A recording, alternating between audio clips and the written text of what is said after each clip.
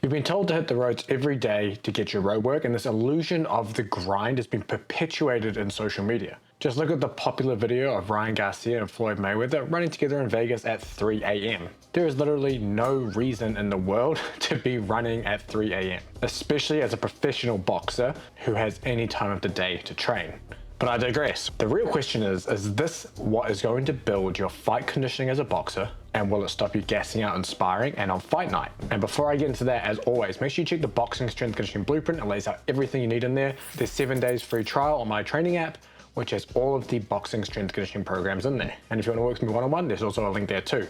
But let me come to my notes. We need to view conditioning for boxing as a triangle. We have technical and tactical, we have movement efficiency, which technically could come under technical tactical, and then we have physiology. Now, technical tactical and movement efficiency are two that are developed within boxing training itself. So I'm not going to address those. What I'm going to address and focus on is the engine that drives it, and that is the physiology. So let me start with the elephant in the room, which is back to our road work. No doubt it is ingrained in the culture of boxing. In fact, in most martial arts, it is still there. And by no means do I want you to completely abandon road work, especially if you enjoy it and it makes you feel good and you feel like you fight better if you're doing it. Perfectly fine. But what I'm going to show you is why doing more of it is probably not going to build the gas tank you need for boxing. Now, the big push on road work is further pushed by the aerobic nature of boxing itself, and it's reinforced by what we have in the literature. So let me run you through some of the research we have in amateur boxing and even in professional boxing, just to illustrate this point. Now, let me preface this by saying most studies looking at the physiological responses to fighting don't tell us much. Of course, blood lactate and heart rate is going to be high. It's an intense activity where you're just trying to punch someone and not get punched in the face. And it doesn't really tell us that much about how to train for boxing. But regardless, I'm going to run you through some of these papers. So let's start. A 2014 study, they took 10 male novice boxers, put them through essentially a semi-contact match simulation on the pads, and it was 3 by 2 minute rounds with 1 minute rest. And they concluded that amateur boxing has energy system contributions of 77 to 85% aerobic, 19 to 9% anaerobic lactic, and 4 to 6% anaerobic lactic. Not only does the aerobic energy system provide the majority of the energy during a round, but it's also essential for recovery between rounds. However, when you compare this particular cohort with Commonwealth level boxers during a 4 by 2 minute match, the rate of lactate production far exceeds these elite boxers in the original study, even when they threw 40% more punches than the novices in this study. And this suggests that the lower aerobic fitness level may be the reason why blood lactate was much higher compared to the Commonwealth boxers. Considering that elite Commonwealth boxers in this particular study had average VO2 maxes of 64 milliliters per kg per minute, which is very high. Further, the high post-fight blood lactate values show the important interplay between aerobic and anaerobic lactic energy systems. But again, whether this matters is up for debate, and I'm going to be showing you in a little bit. If we actually look at the VO2 max values of elite amateur boxers, on average, we're looking at Indian boxers between 55 and 62, Hungarian boxers at 57, Lithuanian boxers around 58. These are not exactly elite VO2 max levels. Further, a study looking at Olympic boxing athletes highlights the importance of a well-developed aerobic energy system, where VO2 max increased from 51 to 55 from round 1 to round 3. Therefore suggesting that to maintain effort across all boxing rounds, energy must be provided mainly from the aerobic energy system, especially as rounds progress, as shown in the novice boxers in the first study that I talked about in this section. But this only provides half the story. And this is why. I'm going to throw this graph up right here. And you're probably familiar with the myriad of similar graphs there are, showing the 3 energy systems. And it shows the traditional energy system model, which has each system working on its own. You have the ATP, PCR system, or the alactic energy system, anywhere from 0 to 10 to 15 seconds. Then you have the anaerobic glycolysis, which is anywhere from 10, 15 to up to 1 to 2 minutes. And then anything beyond that is considered aerobic. Now, there are many problems with this particular model. The first one is it assumes that energy systems work in isolation, as you can see in this graph where the lines are just dropping off. And 2, it assumes that energy is provided with or without oxygen, which is a false misnomer. Considering anaerobic means without oxygen, there is no such thing, which I'm also going to show you soon. But road work is typically prescribed as the ultimate aerobic base builder, since it's low intensity, that allows your heart to fill maximally to get the biggest stretch, to be able to make adaptations at the heart level to deliver more oxygen. And the more oxygen you can deliver, the higher your VO2 max, since VO2 max is heavily influenced by delivery. You also don't significantly raise blood lactate, meaning that the exercise is less intense, and it means that you're mainly using fats as fuel. And what people will often say is you are aerobic because lactate is lower, since more lactate means more anaerobic energy system use. This again is false, but I'm going to cover that soon. But the follow-up question to all of this is, does VO2 max even matter for boxing, considering Roadwork is going to heavily influence VO2 max to an extent, because at some point it's not. So let's look at this graph here. This is taken from our conditioning mentorship with Dr. Andrew Usher. I'll leave a link down below if you want to get on the wait list for that for the next one. But what it shows is an incremental treadmill test to measure VO2 max. So just your typical VO2 max test. The green line is heart rate, the red and yellow line is muscle oxygenation for the left and right quad muscles. The point where the mouse is on there is where approximately VO2 max occurred. Now, as you can see, there is still plenty left in the tank for this athlete. And it's one data point that indicates VO2 max is a poor measure of performance. Secondly, if we go back to our VO2 max data from boxers, we see that most fighters sit between 50 to 60 milliliters per kg per minute. Considering elite endurance athletes are 70 plus, it's not that high. Further, if we look at this interesting paper, this graph here will put it into perspective, VO2 max values. We see that combat athletes will be in performance level 1 and 2, which is only really training a few times a week. Considering 3, 4, and 5, we're looking at more elite endurance athletes. All of this to say, focusing on VO2 max with your Roadwork probably isn't your best option. So now the question is, what is? Let's come back to our energy system graph here. If you ever see this in the wild, make sure you exit it off your screen. You don't want to look at a graph like this. But all energy systems work together, and intensity will dictate the fuel being used and the bias towards central, which would be the heart, and peripheral, which would be the muscles, with adaptations.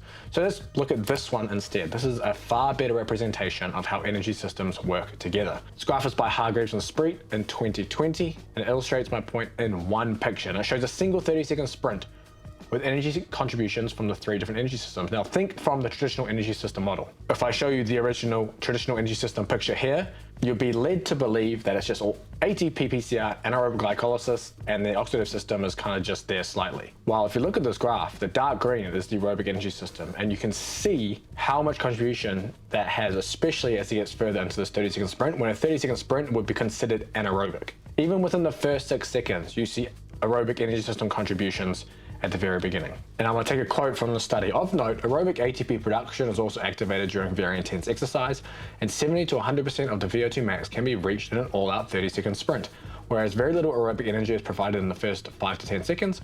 Approximately 50% of the energy contribution in the last 5 seconds of a 30-second sprint is from oxidative processes. Now let me throw you this graph right here. This is where that green graph is taken from. This is from the 1999 Perolin paper, but they also have the second graph on the right here, which is the third sprint in this series. So on the left is the first sprint, which is the green one I showed you, and now the third sprint. You can see by the third sprint, it becomes even more oxidative and far less use from the anaerobic energy systems to provide energy, especially after 6 seconds. So this shows how there's no purely aerobic or anaerobic exercise. Even short sprints show a sharp drop in muscle oxygenation with energy contributions from the aerobic energy system. Just look at this graph here of a 30-second sprint. This is taken from Dr. Andrew Usher and Dr. John Vabry's paper, where they're looking at muscle oxygenation during these Wingate or 30-second sprints. You can see within the first 10 seconds, muscle oxygenation has plummeted. So how can this sprint be anaerobic if oxygen is literally being used right in front of your eyes right there? So with that out of the way, you're probably thinking, I can't just do sprints or high intensity training year round. I need to build an aerobic base since boxing is an aerobic sport. Or don't my gains cap up relatively quickly if I'm doing high intensity or sprint interval training? These are good questions, but I want to break these down for you. So let's look at this newer review paper by Sindre Molman and their colleagues titled Effects of Exercise Training on Mitochondrial and Capillary Growth in Human Skeletal Muscle. They pull papers to compare endurance, high intensity training, and sprint interval training. So I'm going to make this really easy to understand. Endurance training would be like your Roadwork Zone 2, low intensity steady state cardio. High intensity training, we're looking at paces closer to VO2 max. Just think of maybe your interval training would be a very easy way to think about it. And then sprint interval training is just maximal or near maximal efforts. So here's some cool graphs to illustrate what I'm trying to show you here. They found all exercise intensities led to similar increases in mitochondrial content, but sprint interval training was 2.3 times more efficient than high intensity training and 3.9 times more efficient than endurance training. Now, one of the arguments against this is sprint interval training doesn't significantly increase mitochondrial content after the first few weeks, which the study did find. But we must remember these sprint interval protocols remain constant within these studies, potentially leading to poor adaptation. Just like if you were going to squat 60 kgs week after week, you're not going to get stronger because you need to add more overload. Most interestingly though, as shown in this graph right here, well-trained athletes didn't show any change in mitochondrial content when expressed per hour of training after endurance training and high-intensity training, but not for sprint interval training. So basically, sprint interval training is the most potent form of conditioning to target these peripheral adaptations of the muscle, which would be increasing the number of mitochondria within the muscle, specifically with these graphs. That covers some of the peripheral adaptations.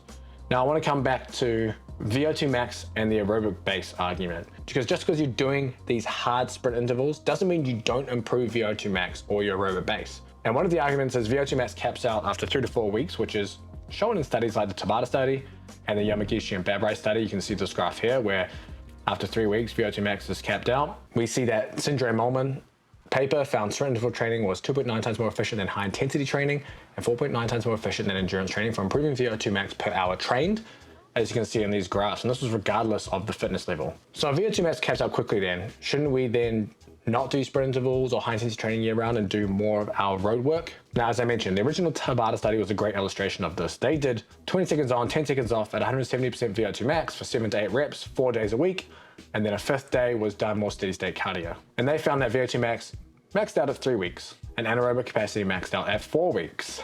But the thing is, these aren't the metrics that matter, because VO2 max is a number that doesn't tell us performance. So Yamagishi and Babrai in 2017 put subjects through 4 to 6 times 15 seconds on, 2 minutes off, or 4 to 6 times 30 seconds on, 4 minutes off, twice a week. And these were maximal sprints. While VO2 max peaked at 3 weeks, just like the Tabata study, time to exhaustion was greatest at the final week, which is week 9, indicating improvements in the muscle's ability to resist fatigue. You can see in this graph here what I mean. Performance continued to improve, even though VO2 max didn't go up. You can have 2 athletes with the same VO2 max and vastly different performances. You can have an athlete with a much greater VO2 max and perform worse than an athlete with a lower VO2 max. So what does that tell us about VO2 max? That it's not a great predictor of performance. What matters is you're able to work harder, you're able to work longer, you're able to work faster. And this is typically dictated by your conditioning at the muscular level, or how well you can use and restore oxygen with high intensity efforts. And it's likely the most important piece to your boxing performance. Just look at this graph here from Dr. Andrasha and Dr. John Babrai in 2023. This is the first study of its kind diving deep into professional boxing physiology. Now I want to make this really simple. The left side is round 1, the right side is round 6. A and B are bag work, C and D are pad work, E and F are sparring. It shows muscle oxygenation throughout each round. It might look very similar to the Wingate graph I showed you before. And if you look at the sparring graphs, which is E and F, you'll see fighters started at a lower oxygen percentage than in round 1, indicating impaired recovery. You want the oxygen tank to restore close to its pre-sparring value so you have more to use each round.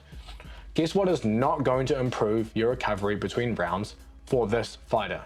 And that is more low intensity, steady state road work cardio. For this particular boxer, he needs to improve his peripheral conditioning to be able to better resaturate oxygen and be able to quickly switch on mitochondria to be able to use oxygen faster.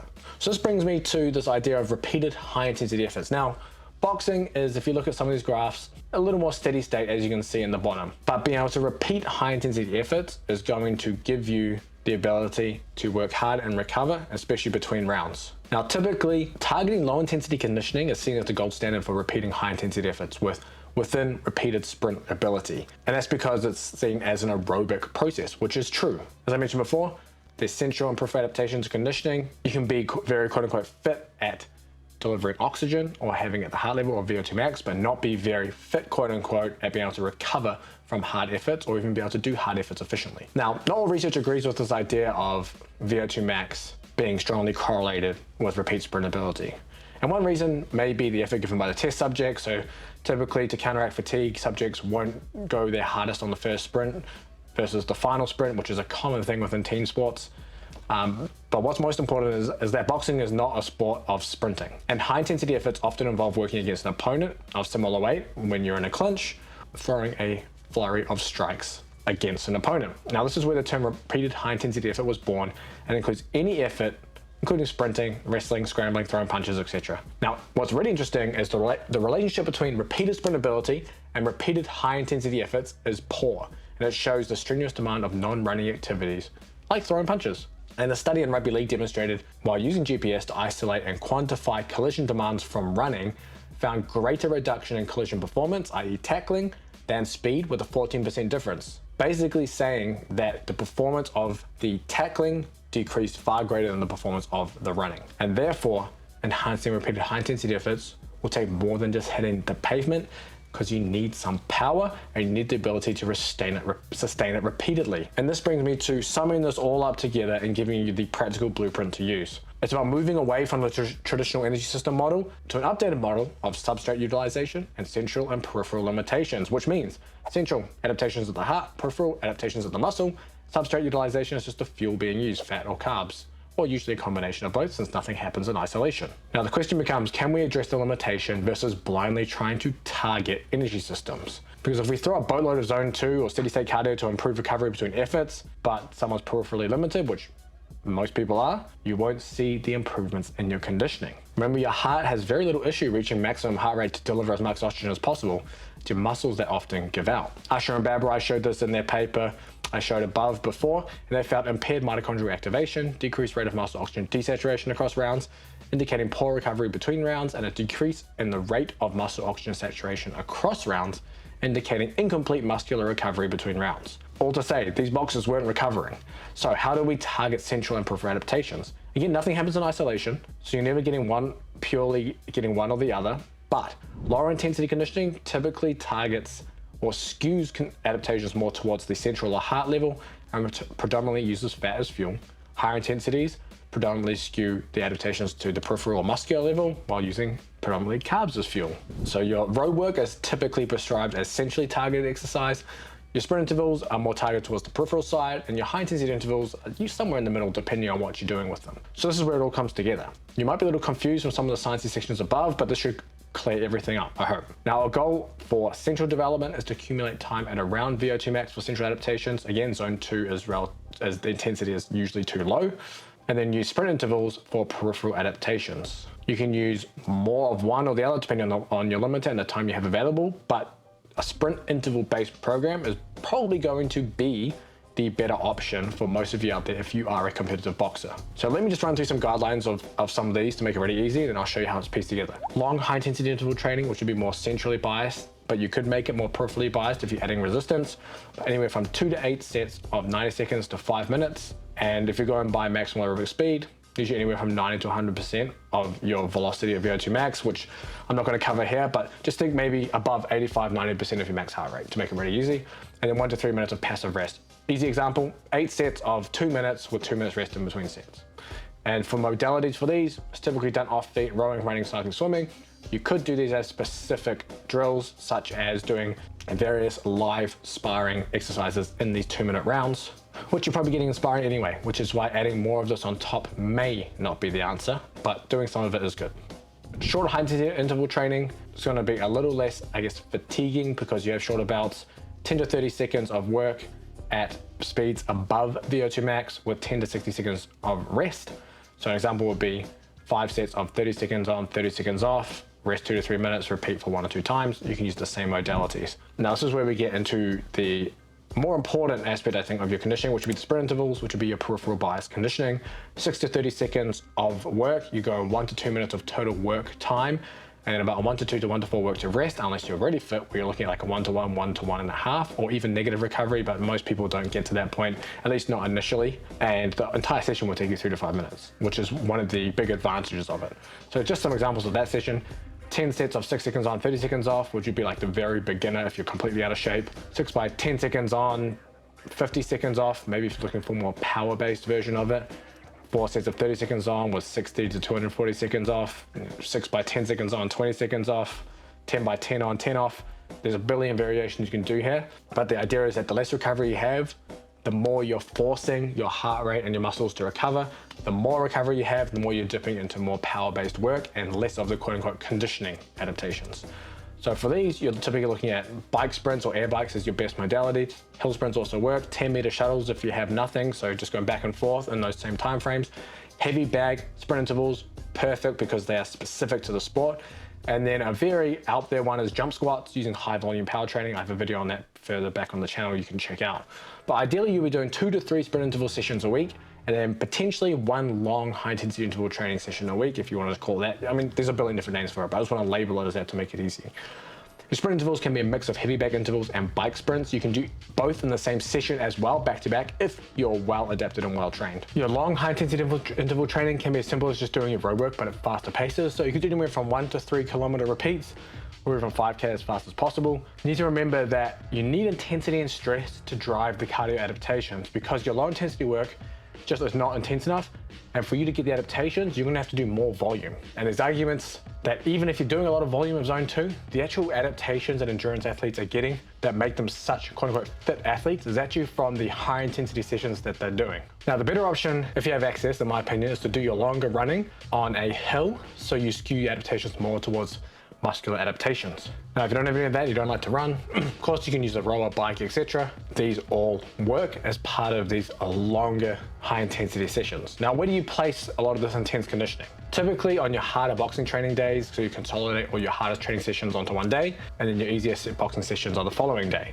Now, this is performed directly after training, or it's a separate session, typically separated by at least 6 hours. They can also be done after strength training to save time, which works really well. The longer runs you may do in the morning when you have afternoon boxing training. Now, remember that if you're doing a lot of boxing, you're actually covering a lot of the low intensity work anyway. So if you box 5-6 times a week, why add more low intensity work on top of it when you can get 3 to 5 minutes of hard, high intensity conditioning, get the adaptations you need out of it. And also because the volume is so low, you don't have a lot of fatigue generated from doing sprint intervals if you're doing them on pieces of equipment like bikes where you don't have a lot of ground impact. And there's nothing wrong with performing hard sprint intervals throughout your entire prep from out of camp to in camp, because you're targeting these peripheral adaptations. They're just gonna get harder and harder as you get fitter and fitter. Now, to bring it back full circle, when does zone 2 or road work become useful? And I see 2 main uses for using a road work or zone 2 approach. If it's the first phase of training after a fight, just allows you to get moving, get some low intensity exercise done, and recover from a strenuous preparation and a strenuous fight. So if you just fought, take 2 to 3 weeks, you might do some more low intensity work. The other time is during a weight cut process, so you don't want any intensity here, you just want to kind of move a little bit, and this would be where you would do a lot of that zone 2. Now, if you are massively out of shape and you haven't trained in a long time, which I don't think this audience watching this video relates to, that would be another time where you would do maybe a zone 2 approach. But outside of that, I don't see much use or benefit from taking that approach to your conditioning. The issue is that you have to find the time to do this kind of volume on top of technical training. It's very challenging. If you are boxing every night after work, find the time to add more low intensity cardio in for hours throughout the week on top of your strength training, on top of your work, family life, etc. becomes very difficult versus doing 3 to 5 minutes of sprint intervals and then getting better conditioning adaptations from it. Now, conditioning is only part of the equation for boxing performance. The other half, you have to have your strength training dialed in. So watch this video next. It goes through a complete strength training guide and details everything you need to know to maximize your gym work for boxing.